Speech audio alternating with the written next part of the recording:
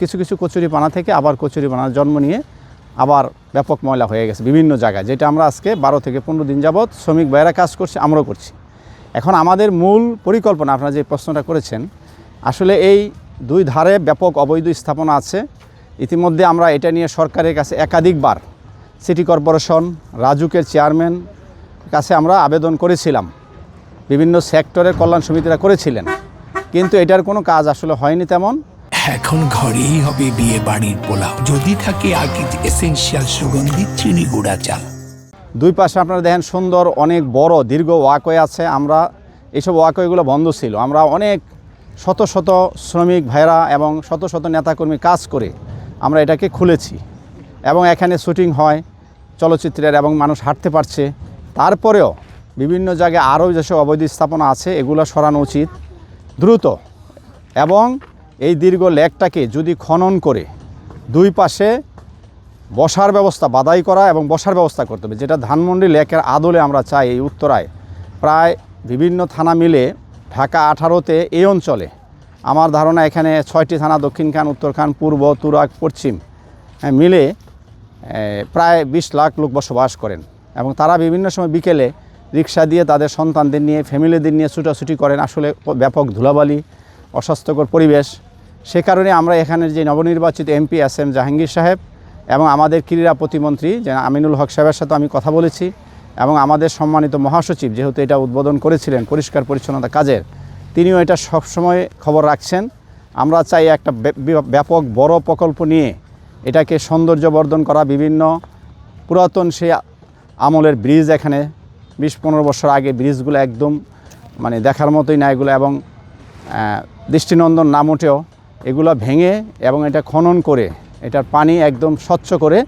এবং এখানে যদি বিভিন্ন রেস্টুরেন্ট, 2-1টা রেস্টুরেন্টও করা হয়, তাহলে এইখানে বিকালে এসে এই অঞ্চলের মানুষ এটা উপভোগ করতে পারবে। এবং এটা অবশ্যই আমি এই সরকারের কাছে অনুরোধ করব, এটা করতে পারলে বিএনপির একটা,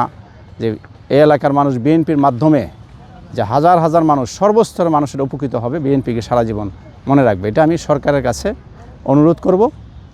বিশেষ করে তারেক রহমান যেহেতু ঘোষণা করেছেন 180 দিনের মধ্যে সারা দেশে ডুবা খাল নালা পরিষ্কার পরিচ্ছন্ন করছেন, সেই প্রকল্পে এটা নিয়ে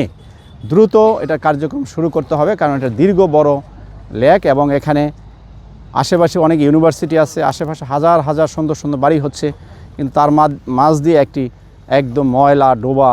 যেটাকে বলে কচুরিপানা এবং বিভিন্ন বাজে ময়লা এই লেকের মধ্যে এসে পড়ছে। এটাই আমাদের মূল পরিকল্পনা,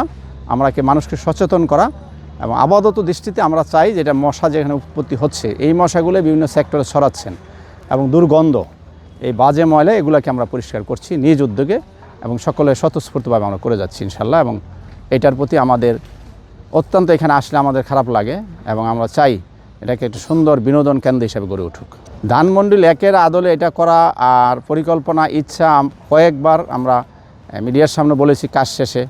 এবং আমাদের আগ্রহ আছে এবং এলাকাবাসী এটা চায়। যদি এটা ধানমন্ডি লেকের আদলে এটা করা যায়,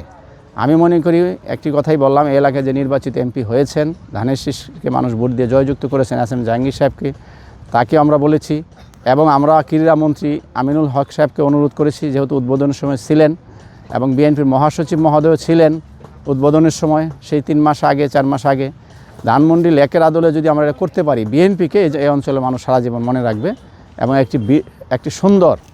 বৃহৎ বিনোদন কেন্দ্র হিসেবে অঞ্চলে গড়ে উঠবে এটা। এখন এই যে পরিষ্কার আমরা করছি, আবার ময়লা এখানে ভরে যাচ্ছে, চতুর্পাশ থেকে বিভিন্ন বাড়ির ময়লা, বিভিন্ন দোকানপাটের অবৈধ স্থাপনা আছে ব্যাপক, এগুলা সরানো উচিত দ্রুত, এবং এটা দ্রুত